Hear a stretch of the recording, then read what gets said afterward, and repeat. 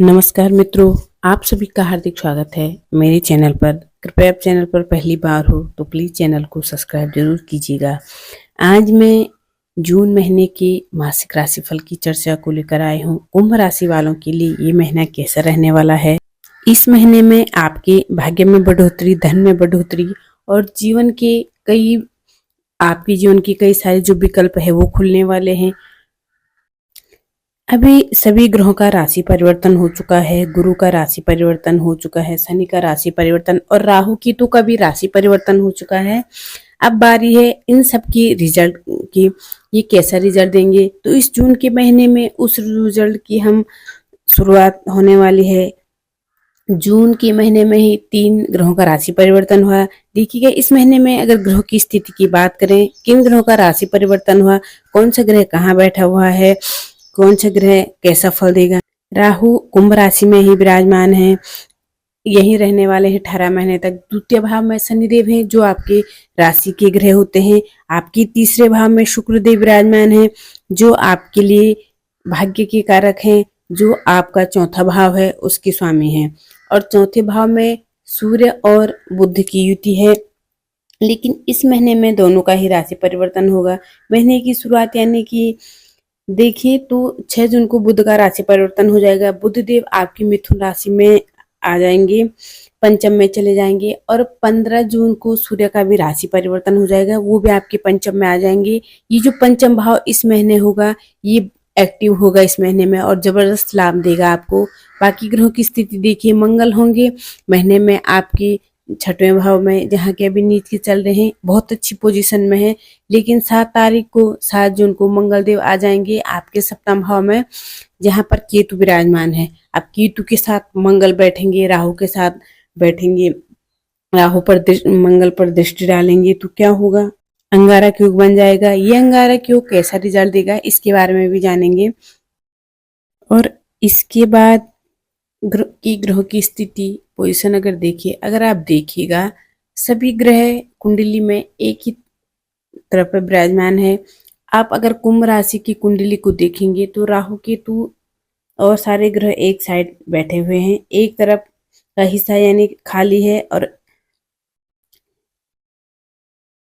आपके अष्टम, नवम, दसम, एकादश और द्वादश पूरे भाव खाली है। इनका क्या फल मिलेगा देख लेते हैं। सबसे पहले बात कर लेते हैं सूर्य और बुध की। सूर्य और बुध आपके चतुर्थ भाव में विराजमान है और सूर्य और बुध आपकी चतुर्थ भाव में बैठे हैं यानी 4th हाउस में 15 तारीख तक रहेंगे। आपके करियर के भाव को देख रहे हैं, तो यहाँ करियर के भाव को इन दोनों का देखना आपके करियर में तरक्की लेकर आएगा। आप बड़ी चतुराई से, कूटनीति से पेश आएंगे और आप बुद्धिमानी से काम लेंगे।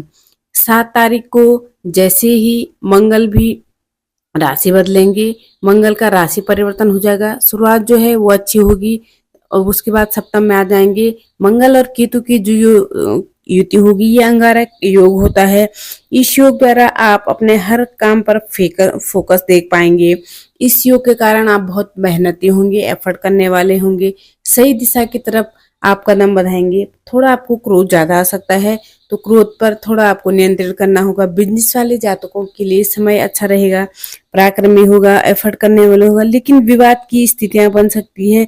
तो आप क्या करेगा, आपके मन में गुस्सा देगा, छोटी छोटी बातों को लेकर झुंझलाहट देगा। तो ध्यान रखिएगा, आपको अग्रेशन पर कंट्रोल करना है, इसका ध्यान रखना है। सूर्य और बुध की बात चल रही थी, कार्य क्षेत्र में अच्छे रिजल्ट दे रहे हैं, लेकिन यहाँ पर जो आपको अचानक से कैसे चेंजेस होंगे, जैसे 6 तारीख को बुध आ जाएंगे आपके पंचम में और 15 को सूर्य आ जाएंगे आपके पंचम में। पहले से ही पंचम में देवगुरु बृहस्पति विराजमान है, तो बहुत अच्छी पोजीशन में है और गुरु की कृपा से इस महीने में आपको बहुत कुछ प्राप्त होने वाला है। और आगे आने वाले समय में भी पंचम में बैठकर देव गुरु देख रहे हैं एकादश भाव में, भाग्य भाव में और आपकी राशि में, तो इनकम में बढ़ोतरी होनी तो तय है। इनकम तो होगी। बेशक 9 तारीख को बुध और देव गुरु बृहस्पति अस्त हो जाएंगे थोड़ा, लेकिन अस्त होने के बाद भी निरंतर कार्य आपका चलता रहेगा।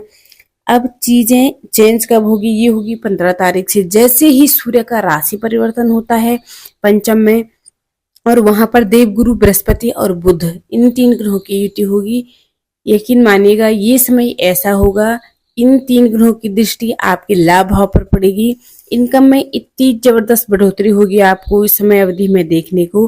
भाग्य बढ़ेगा, आमदनी बढ़ेगी और आपके लिए इस समय अवधि में इतने सुंदर योग बने हुए हैं, आपकी कुंडली के हिसाब से बहुत सुंदर योग बने हुए हैं। एक से ज्यादा माध्यम से आपको धन प्राप्ति के योग बनेंगे। मन में अगर विचार पहले से चल रहा है कि जहां से आप पैसा कमा रहे हैं, उसके अलावा छोटे मोटे और जगहों से भी पैसा प्राप्त हो सके, तो आप कामों को ढूंढेंगे या आप उन कामों में लगे हैं तो उन कामों के द्वारा आपको अच्छा रिजल्ट प्राप्त होगा। एक से ज्यादा माध्यम से आपको धन प्राप्त की और सुंदर योग बने हुए हैं जून के महीने में। ये मध्य माह के बाद आपको बहुत अच्छा रिजल्ट देने वाला है। भाग्य का सपोर्ट तो आपको मिलेगा। आप अपने कार्यों पर पूरी तरफ से फोकस कर पाएंगे, क्योंकि आपके राशि पर भी खुद गुरु की दृष्टि है राहु के ऊपर, यानी कि वो आपके, अगर आपको थोड़ा ईगो देता है तो गुरु की दृष्टि से आप ईगो पर कंट्रोल कर पाएंगे।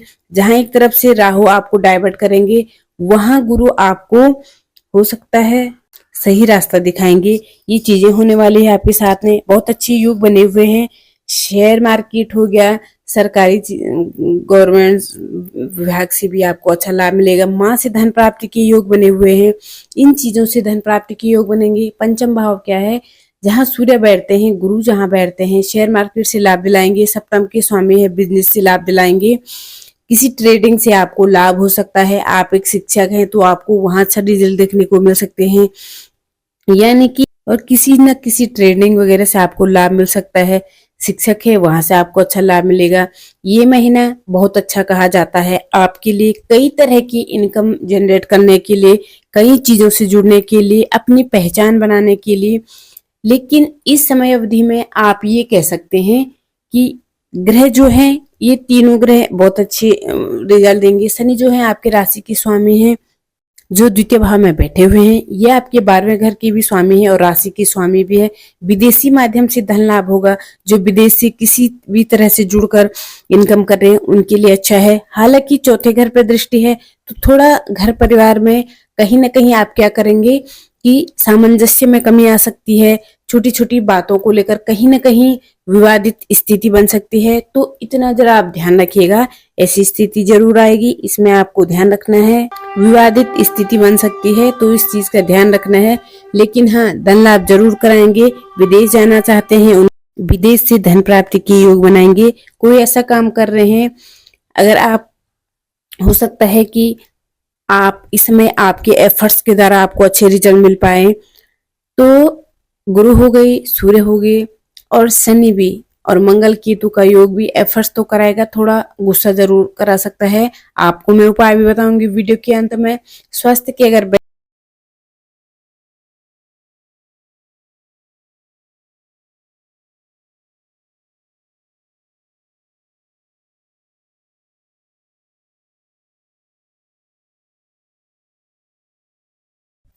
रक्त से संबंधित विकार होना, किसी तरह के संक्रमण हो जाना, तो आपको अपने स्वास्थ्य पर ध्यान रखना है। बाहर के खाना को अवॉइड करना है, जितना हो सके घर का खाना खाएं।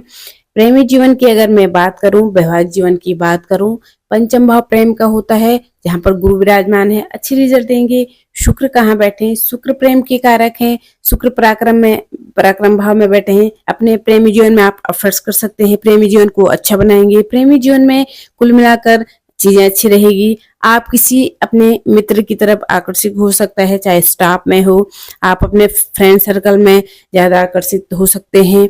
प्रेम के हो सकता है, आपको प्रेम हो सकता है।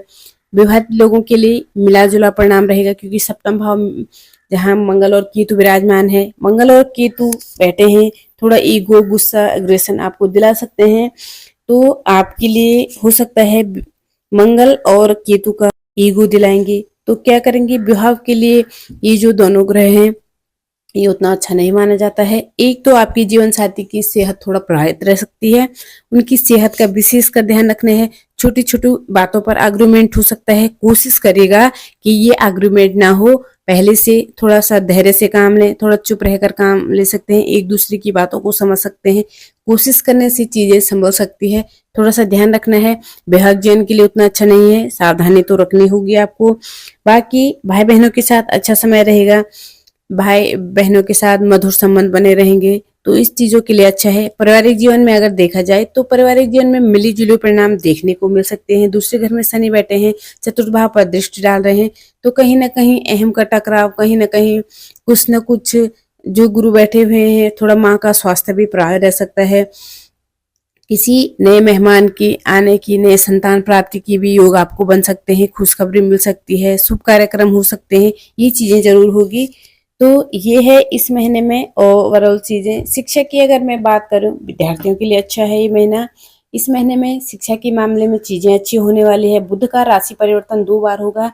22 तारीख को बुध का राशि परिवर्तन फिर से 1 बार होगा, आपके 6वें भाव में चले जाएंगे। जब 6वें भाव में चले जाने के बाद आपके जीवन में क्या बदलाव होंगे, आप अपने प्रेमी के साथ, अपने वैवाहिक जीवन साथी के साथ कहीं यात्रा पर जा सकते हैं, यात्रा होगी तो यात्रा का समय रहेगा। ओवरऑल देखा जाए तो ये महीना काफी ज्यादा अच्छा होने वाला है। जैसे कि हम गुरु की बात कर रहे थे, गुरु कुंडली को संभालने का काम करेंगे, पंचम भाव में आकर तो संभालेंगे। राहु आपको इनोवेटिव एग्जाम आइडियाज देंगे। थोड़ी यहाँ पर क्या होगा, मिले जुले परिणाम मिल रहे हैं, थोड़ा धैर्य रखिएगा। उपाय जरूर करने हैं। उपाय क्या करने हैं, एक तो आपको मंगलवार के दिन थोड़ा सा गुड़ और चना हनुमान जी के मंदिर में जरूर जाना है, प्रसाद के रूप में बांट देना है। या अंगारक योग का बनना सप्तम भाव में बहुत अच्छा नहीं कहा जा सकता है, तो इस चीज के लिए जरा सा ध्यान रखना है। बाकी शनिदेव की पूजा भी आप जरूर करें, क्योंकि आपके राशि के स्वामी हैं, जिससे महीना आपके लिए और भी बेहतर रहे।